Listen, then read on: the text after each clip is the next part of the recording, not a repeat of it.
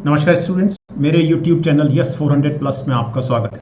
और आज से इस चैनल पे हम एक नए सब्जेक्ट की शुरुआत कर रहे हैं जो है geometry. I mean both solid geometry and plane geometry both. तो डियर स्टूडेंट्स, मैं संजय मोहन भटनागर और optional mathematics for civil services mains paper 1 के लिए हम लोग आज पढ़ने जा रहे हैं ज्योमेट्री। दोनों को एक साथ लेने का एक बहुत सिंपल कारण ये है कि दोनों में कोई फ़र्क नहीं है। बेसिकली सिर्फ एक चीज़ के कि 3D जो सॉलिड ज्योमेट्री है वो 3 डायमेंशनल ज्योमेट्री है, उसमें 3 कोऑर्डिनेट्स होते हैं। प्लेन ज्योमेट्री 2 डायमेंशनल ज्योमेट्री है, उसमें 2 कोऑर्डिनेट्स होते हैं। लेकिन मैं दोनों को साथ साथ इसलिए ले रहा हूँ कि दोनों के जो फॉर्मूले हैं उनका स्ट्रक्चर मोर और लेस सेम है, उनका जो बनावट है उनकी कंस्ट्रक्शन फॉर्मूले की लगभग सेम है। और एक चीज़ से दूसरी चीज़ जनित होती है, जनरेट होती है। फॉर एग्जाम्पल मैं आप जानते भी हैं, सर्किल से मैं स्फीयर को जनरेट करूँगा, एलिप्स से मैं एलिप्सॉइड को जनरेट करूंगा, पैराबोला से पैराबोलाइड को जनरेट करूंगा। तो point is very clear. Okay, तो इससे आपको दोनों चीज़ें साथ साथ समझ में आएंगी। मैं अपने तमाम कोर्स में जो स्ट्रेटेजी अपनाता हूँ याद कराने के लिए चीज़ों को, वो मैं यहाँ बताना चाह रहा हूँ और वही मैं इस्तेमाल कर रहा हूँ कि दो चीज़ों को मैं एक किसी भी रिलेशन के ज़रिए मैं आपस में मैप करता हूँ तो मुझे ये भी याद रहती है, तो इस नज़रिए से हम लोग पढ़ेंगे इस कोर्स को, 2 डायमेंशनल और 3 डायमेंशनल स्पेस को साथ साथ। ओके, लेकिन जहाँ जहाँ पर ज़रूरत होगी प्लेन की और स्ट्रेट लाइन की, 2D ज्योमेट्री में भी और 3D ज्योमेट्री में भी, ओके, तो वहाँ उसको साथ साथ समझाया जाएगा। ओके, और बातचीत शुरू करने से पहले सिर्फ ये मैं और बता दूं कि मैं बीच में जब मैं आपको 3D और 2D पढ़ाऊंगा, वेक्टर स्पेस का भी मैं रेफरेंस लूंगा। वेक्टर स्पेस पर ऑलरेडी मेरे 8 लेक्चर हैं इस चैनल पे, जिससे आप में वेक्टर स्पेस के संबंध में बहुत क्लैरिटी आपने ली है। तो मुझे जहाँ जहाँ आवश्यकता पड़ेगी आपकी थोड़ा आपको रेफरेंस ताज़ा करने के लिए, मैं उसका भी रेफरेंस साथ में, वेक्टर स्पेस का भी रेफरेंस में साथ में लेता चलूँगा। ओके, आज हम शुरुआत कर रहे हैं सॉलिड ज्योमेट्री में स्फीयर और प्लेन ज्योमेट्री में सर्किल। ओके, आगे बढ़ने से पहले एक छोटी सी चीज़ और समझ लें कि अगर जैसे मैं प्लेन की बात करूँ फॉर एग्जाम्पल, है ना, तो प्लेन ऑब्वियसली कंस्ट्रक्ट होता है एक 3 dimensional frame of reference. Point is very clear, क्योंकि प्लेन के जो कोऑर्डिनेट होते हैं, प्लेन की जो इक्वेशन होती है वो ax plus B Y plus C Z plus D equal to 0। Okay, तो प्लेन कंस्ट्रक्ट होता है एक 3 डायमेंशनल फ्रेम ऑफ रेफरेंस। लेकिन प्लेन पर जो भी फिगर होती है वो या तो 0 डायमेंशन होती है या 1 डायमेंशन होती है या अधिक से अधिक 2 डायमेंशन। जब प्लेन पर कोई फिगर 0 डायमेंशन की होती है तो ये ऑब्वियसली एक, जब प्लेन पर 1 डायमेंशन की फिगर होती है ये स्ट्रेट लाइन, जब प्लेन पर 2 डायमेंशनल फिगर है कोई तो इलिप्स है, सर्किल है, रेक्टेंगल है। पॉइंट इसके लिए ओके, तो इस नज़रिए से भी इसको हम आगे जब पढ़ेंगे तो इसको भी हम याद रखेंगे। छोटी छोटी चीज़ें हैं लेकिन ये आपको बहुत बेसिक कंसेप्ट क्लियर करते हुए चलेंगे। Okay, so let us start with sphere and circle. Okay, अब हमारा एक स्फीयर कैसे तैयार होता है? बहुत सिंपल सी चीज़ है कि जब हम किसी सेमी सर्कल को रोटेट करते हैं उसके डायमीटर के अलोंग, ये डायमीटर है, इस डायमीटर के अलोंग जब उसको रोटेट करते हैं किसी सेमी सर्कल को तो हमको उसका वो हमको स्फीयर देता है। Okay, point is very clear. अब ये जो डायमीटर है स्फीयर का, यानी ये जो डायमीटर है, this diameter is exactly equal to the diameter of the semi circle. Okay, ये भी बिल्कुल बड़ी क्लियर सी बात है। एंड वन मोर थिंग, ये जो सेंटर है स्फीयर का, ये सेंटर बिल्कुल वही होगा जो सेमी सर्किल का सेंटर होगा। ओके, तो मेरे ख्याल से आपको फॉर्मेशन स्फीयर बड़ा क्लियर हो गया होगा। अब हम इसको देखते हैं अपना सॉलिड ज्योमेट्री में। अब सॉलिड ज्योमेट्री में जाने से पहले बहुत क्विकली इसको सर्किल को देख लेते हैं। तो हमारे पास ये एक सर्किल है, ये हमारे पास सर्किल है जिसका सेंटर डी है। ओके, अब इस सेंटर डी के जो कोऑर्डिनेट्स हैं वो ए बी है और हमने ये माना कि इसकी जो रेडियस है, इस सर्किल की जो रेडियस है वो आर है। ओके, तब ऑब्वियसली ये डिस्टेंस फॉर्मूले से this R is equal to, ये कोई भी जनरल कोऑर्डिनेट है से एक्स वाई, तो इन एक्स वाई और डी के बीच का जो डिफरेंस होगा obviously that shall be equal to are.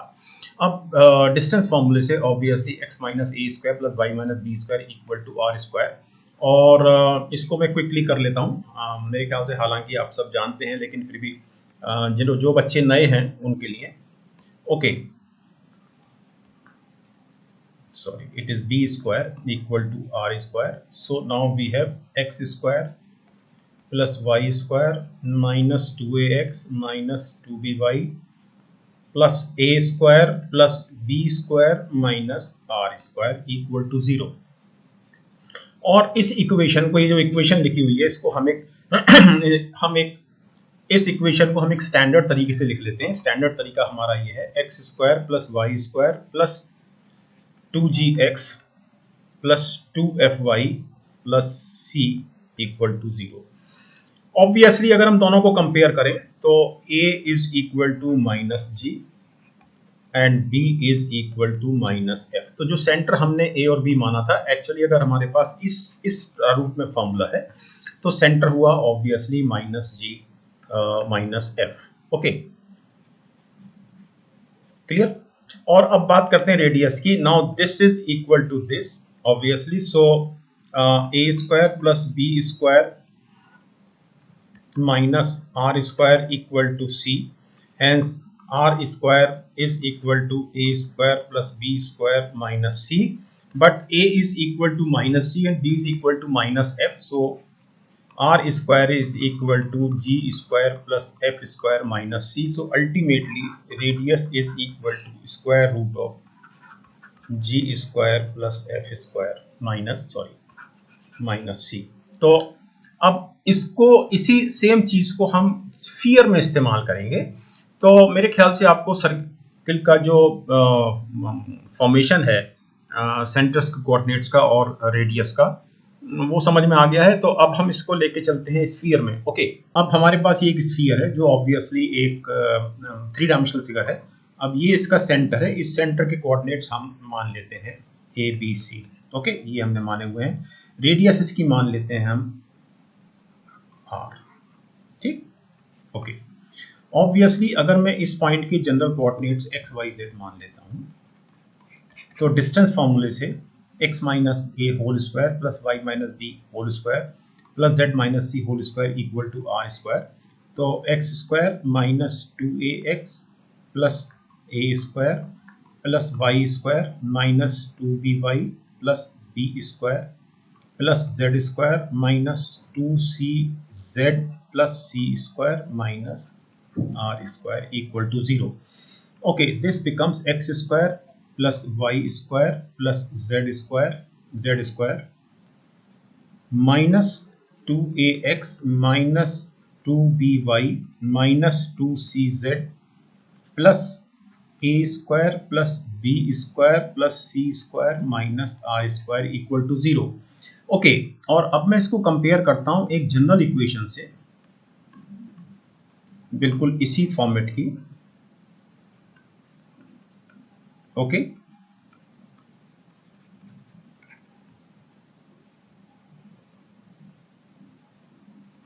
Correct. So obviously अगर हम कंपेयर करें तो a is equal to minus U, b is equal to minus v and c is equal to minus w. One thing and second thing, a square plus b square plus c square minus r square equal to d.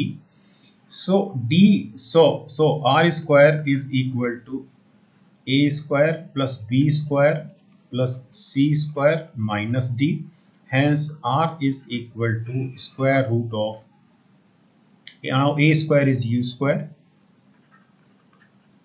plus v square plus w square minus d.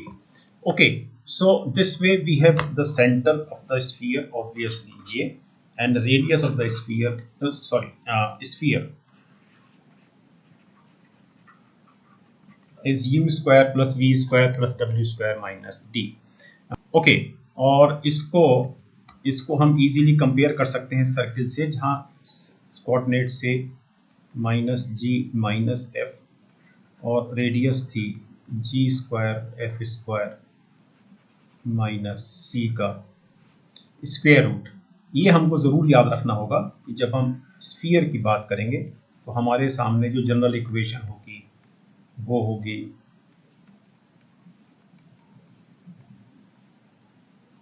Okay. और जब हम circle की बात करेंगे तो मोर और less same equation होगी, एक तीसरा कोऑर्डिनेट नहीं होगा, X square plus Y square plus 2gx plus 2fy plus c equal to 0। Okay, तो दो चीज़ें इसमें अपने को हमको क्लियर होती हैं, और वो सबसे इम्पॉर्टेंट चीज़ ये है कि चाहे ये सर्किल की इक्वेशन हो या स्फीयर की इक्वेशन हो, ये सेकेंड डिग्री इक्वेशन है, second degree. The point is clear, obviously second degree, ये सेकेंड डिग्री इक्वेशन है नंबर एक। नंबर दो, दोनों ही केसेस में coefficients of X square Y square Z square, यहाँ पर सिर्फ X square Y square 1। Point is clear, okay. और तीसरी इंपॉर्टेंट चीज़ ये है कि अगर हम इसकी स्फीयर की बात करें तो इसमें एक्स वाई, वाई जेड और जेड एक्स को कंटेन करता हुआ कोई भी टर्म नहीं है। और अगर हम सर्किल की बात करें तो सर्किल में एक्स वाई टर्म नहीं है। ओके, तो ये तीनों पॉइंट्स मैंने स्फीयर के लिए आपको मैंने बताई दिए हैं कि सेकेंड डिग्री में है स्फीयर की इक्वेशन एक्स वाई जेड में, और सर्किल की इक्वेशन एक्स और वाई में सेकेंड डिग्री में है। Coefficients of X square Y square Z square equal हैं। इसको ज़रूर याद रखिए। फॉर एग्जांपल हमारे पास इस तरह से भी हो सकता है एक इक्वेशन,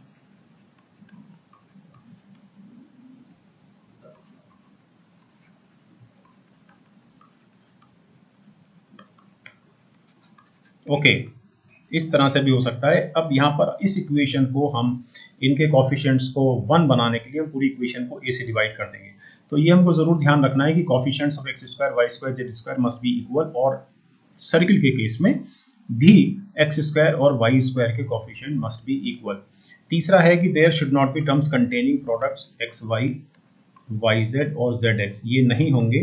और अगर हम सर्किल की बात करें तो उसमें एक्स वाई टर्म नहीं होगा। ओके, अब पहला क्वेश्चन लेते हैं, find the centre and radius of the sphere. Okay, अब इसको दो तरह से कर लेता हूं मैं। सबसे पहले तो इसको फॉर्मूले से कर लेते हैं। तो हमारे पास जो फॉर्मूला है वो है X square plus Y square plus Z square plus 2ux 2wz plus d equal to 0. Okay, so obviously on comparing these two we have 2u equal to -2, 2v equal to 4, 2d equal to -6 and d is equal to -11. So u is equal to -1, v is equal to 2, w is equal to -3. Okay, so center is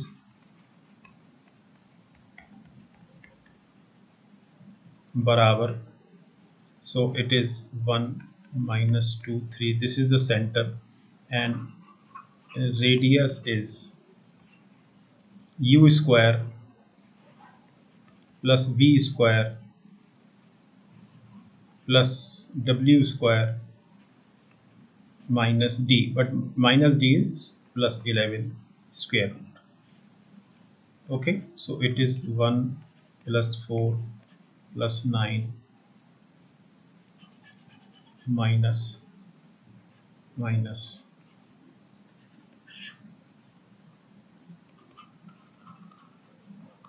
okay, so radius is 5। और इसको अब एक दूसरी तरह से भी कर लेते हैं सेम क्वेश्चन को। ओके, अब दूसरी तरह से करने में ऑब्वियसली मैं इसको और इसको लूंगा मैं, तो x माइनस 1 होल स्क्वायर है, हरारत नहीं है, तो X square minus 2x I will get 1, तो मैं यहाँ 1 माइनस कर देता हूँ। इसी तरह से y प्लस 2 होल स्क्वायर, ये दोनों, तो Y square plus 4y plus 4 मुझे मिलेगा, तो -4 कर देता हूँ। और अब जेड स्क्वायर माइनस 6z यानी कि z माइनस 3 होल स्क्वायर 9 मिलेगा, उसको माइनस कर देता हूँ, -11 is equal to 0। Okay, so it is x minus 1 whole square plus Y plus 2 whole square plus z minus 3 whole square 9 और 4 13 और 1 14 -25 is equal to 0। In other words x minus 1 whole square plus y plus 2 whole square plus z minus 3 whole square equal to 5 square. तो comparing it with this equation जो हमने सबसे पहले ली थी, okay, जहाँ पर ए बी सी सेंटर है और आर रेडियस है, वी हैव ए की जगह 1 and radius is equal to 5। तो 1 minus 2 3 is the centre, 1 minus 2 3 is the centre and radius is 5। तो आप किसी भी तरीके से कीजिए, दोनों आंसर ऑब्वियसली सेम है, ओके। तो चलिए अब इसके बाद एक सर्किल पर क्वेश्चन लेते हैं। हमको ये क्वेश्चन दिया गया है, अब मैं इसको इससे कंपेयर कर दूं, ठीक है। तो मेरे पास obviously g equal to -3, f equal to 2, c, तो जो सेंटर होता है वो obviously -g minus, so it is equal to 3 minus 2 and radius is square root g square plus f square minus c, so this is 9, 3 3 9 2 4 minus minus minus plus 2 so it is 25। so radius, मैं यहाँ पर आपको एक इसका दूसरा method लेने से पहले मैं आपको एक छोटी सी बात आपके साथ शेयर करना चाह रहा था। जब मैं आपके लिए कोर्स बना रहा था तो मैं सोच रहा था कि ये जो सर्किल की इक्वेशन है, इसी इक्वेशन को मैं एक्सटेंड करता हूँ, इसी इक्वेशन को स्फीयर के लिए। किस तरह से मैं सोच रहा था कि मैं इसको इस तरह से एक्सटेंड करता हूँ। देखिए मैं स्फीयर की इक्वेशन लिख रहा हूँ, plus 2gx plus 2fy plus 2hz, okay, plus c equal to 0, okay. लेकिन हमने क्या लिया, हमने वो लिया जो सामान्यतः किताबों में दिया गया है और जिससे आप बहुत अच्छी तरह से वाकिफ हैं और रूबरू हैं उससे, ओके। तो हमने ये लिया,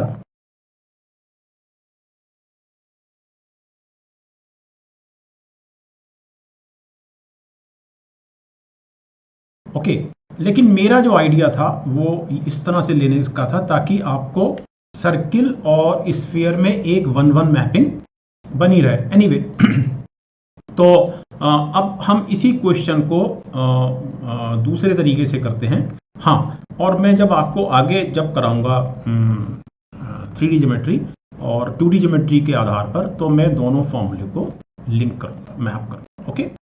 तो चलिए इसको दूसरे तरीके से करते हैं। ऑब्वियसली मेरे पास ये जो दिया गया, इसमें एक्स स्क्वायर माइनस 6x को मैं इस तरह से लिख सकता हूँ, x माइनस 3 होल स्क्वायर, मुझे प्लस 9 मिलेगा, मैं माइनस 9 कर देता हूँ। इसी तरह से मैं y प्लस 2 का होल स्क्वायर लिख देता हूँ, माइनस 4 कर देता हूँ, और बाकी माइनस 12 है ही हमारे पास। So it is okay. तो 9 और 4 13, 13 12 25, 25 का मतलब 5 का स्क्वायर। तो मेरे सामने x माइनस, जो हमने शुरुआत जिस तरह से की थी, हमारे पास इस जनरल जो कंस्ट्रक्शन है सर्किल की इक्वेशन का, उसके हिसाब से हमने बना लिया है। तो a बराबर 3, यानी कि जो सेंटर हुआ हमारे पास सर्किल का वो हुआ 3, माइनस b बराबर 2, यानी कि b बराबर -2, ओके। ये तो हमारा सेंटर हुआ and radius is immediately r बराबर 5।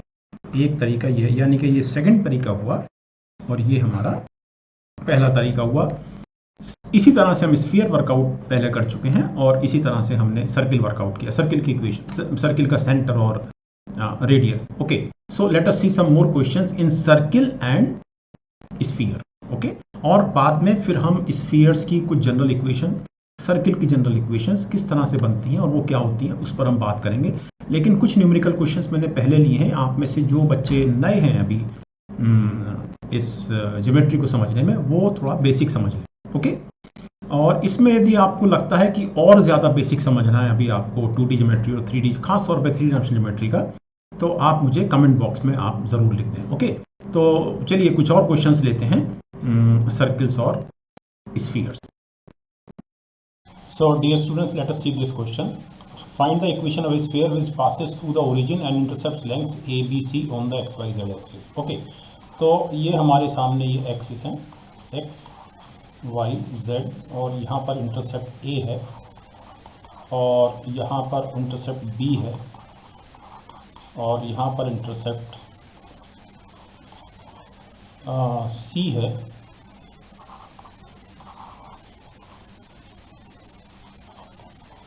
और जो स्फीयर है वो ABC और ओरिजिन मीन्स 0 0 0 इन 4 पॉइंट से पास करता है। तो point is very clear. Okay, अब इसी क्वेश्चन का दूसरा प्रारूप देख लें। इसमें तो पॉइंट्स ही दे दिए गए हैं, तो मेरे ख्याल से क्लियर हो गया होगा आपको। A0 0 0 B0 0 C0 and 0 0 0 same question. इसी तरह से प्लेन ABC हुज इक्वेशन, तो इंटरसेप्ट फॉर्म में प्लेन की इक्वेशन दी गई है, अर्थात प्लेन A B और C से क्रॉस करता है, तो इंटरसेप्ट ABC ये बनाएगा तीनों एक्सिस पर। और हमें find the equation of sphere OABC। तो सेम क्वेश्चन है जो 3 तरह से दिया गया है और हमें इस स्फीयर को बनाने के बाद इसका सेंटर और रेडियस वर्कआउट करना है। Okay, so let us start doing it. इसमें चूंकि ओरिजिन से पास करता है, तो अगर मेरे पास ये इक्वेशन है स्फीयर की, okay, plus D equal to 0, now it passes through origin means D is equal to 0। तो अगर D बराबर 0 है तो जो इक्वेशन है स्फीयर की वो हो जाती है x² plus y² plus z² plus 2ux plus 2vy plus 2wz equal to 0। Now this sphere is passing through A00, 0B0 and 00C. Hence, when this passes through A00, this is A square plus 2UA equal to 0 means 2U equal to minus A. Okay. B square plus 2VB equal to 0 when it is passing through 0B0 means 2V equal to minus B. And C square plus 2WC equal to 0 when it is passing through 0 0 C means 2W equal to minus C. Okay, so obviously जो हमारे पास अब जो equation बनी sphere की वो ही x² plus y² plus z²। now 2u equal to minus A, so it is minus AX, 2b is equal to minus B, similarly minus CZ equal to C. Okay, the point is very clear. So this is the equation of the sphere, required sphere, और हमको इसमें अभी इसका centre और radius भी निकालना है। Okay, अब इसका सेंटर और रेडियस निकालने के लिए हम जानते हैं कि जो सेंटर है it is given by minus u minus v minus w। Now 2u is equal to minus a, hence u is equal to A by 2। इसी तरह से v is minus v is b by 2। this is center। okay, point is clear। and the radius is u square plus v square plus w square minus b square root, so it is a square by 4 plus b square by 4 plus c square by 4 and d is 0, so this is 1 by 2 square root of a square plus b square plus c square answer. Okay okay, और अब इस class का आज का आखिरी question देखते हैं। तो इस क्वेश्चन में एक point moves so that the sum of the squares of its distances from the 6 faces of the cube is constant, show that its locus is sphere। This is a very simple question। हमारे पास एक ये cube है जिसकी side a है, means this is a, this is a, this is a, okay, you got it correct, and this is the point, this is the point, say point P, और इसके coordinates हैं x1 y1 Z1। Point is very clear. Okay, अब हमने ये माना कि ये जो हमारा जो क्यूब है इसकी 3 sides X axis, Y axis, Z axis के अलॉन्ग है। तो इसकी ये वाली जो साइड है ये एक्स एक्सिस के, जो ये वाली जो साइड है ये वाई एक्सिस के अलॉन्ग है, और जो ये वाली जो तीसरी वाली जो है ये जेड एक्सिस के along. The point is clear. Okay, obviously ये वाली जो साइड हुई, ये वाली जो साइड हुई ये हुई x बराबर a पर। ओके, तो हमारे पास 6 फेसेस हुए, जिसमें से 3 फेसेस हुए हमारे पास, 3 फेसेस की इक्वेशन हुई x बराबर 0, y बराबर 0, z बराबर 0। तो x बराबर 0 से मेरे पास yz प्लेन आया, जो कि एक फेस है, ये zx प्लेन आया, और ये xy प्लेन आया। ओके, इन 3 के अलावा जो बाकी 3 फेसेस हुए वो हुए x equal to a, so x equal to a यहाँ पर है, y इक्वल टू a और z इक्वल टू a। ये हमारे पास 3 फेसेस और हुए। Point is clear. ओके, अब हमारे पास इस तरह से 6 फेसेस हो गए, और हमको ये दिखाना है कि यहाँ से इस पॉइंट से जो परपेंडिकुलर यानी कि डिस्टेंस जो परपेंडिकुलर गिराए जाएंगे इन प्लेन्स पर, उनके स्क्वेयर्स, उनके डिस्टेंस की स्क्वेयर्स का सम हमको निकालना है, और ये प्रूव करना है कि उसका लोकस एक स्फीयर होगा। Okay, so let us start.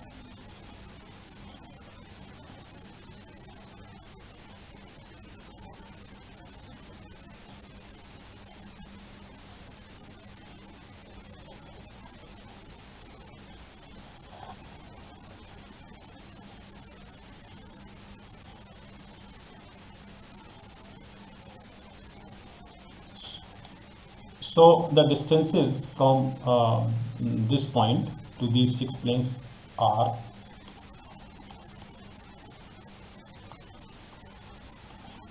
x1 यहाँ से, y1, z1, a minus x1, a minus y1 and a minus z1। एक समझ लेते हैं ये किस लिए। ऑब्वियसली ये वाला जो पॉइंट है ये a0 0 है। ओके, अब यहाँ से एक परपेंडिकुलर यहाँ गिरा है, हमको ये डिस्टेंस देखनी है। तो पॉइंट इज क्लियर।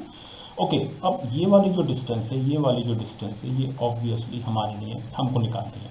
लेकिन ये जो पूरी डिस्टेंस है ये a है, जिसमें से ये x1 है, ये x1 है ना, जो परपेंडिकुलर यहाँ गिर रहा है। तो ये x1 है, तो a माइनस x1 ये वाली डिस्टेंस। तो पॉइंट इज क्लियर। ओके, अब हमको निकालना है x1 square plus y1 square plus z1 square plus a minus x1 square plus a minus y1 square plus a minus z1 square का सम, जो हमको दिया गया है कांस्टेंट। यहाँ पर के कांस्टेंट मान लिया मैंने, ये हमको कांस्टेंट दिया गया। Okay, now the question is very simple.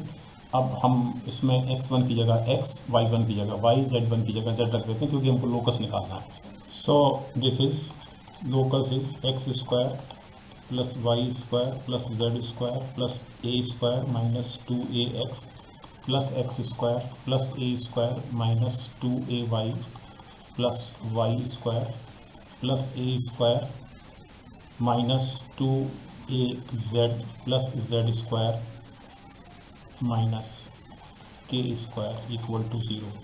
So it is 2x square plus 2y square plus 2z square minus 2ax minus 2ay plus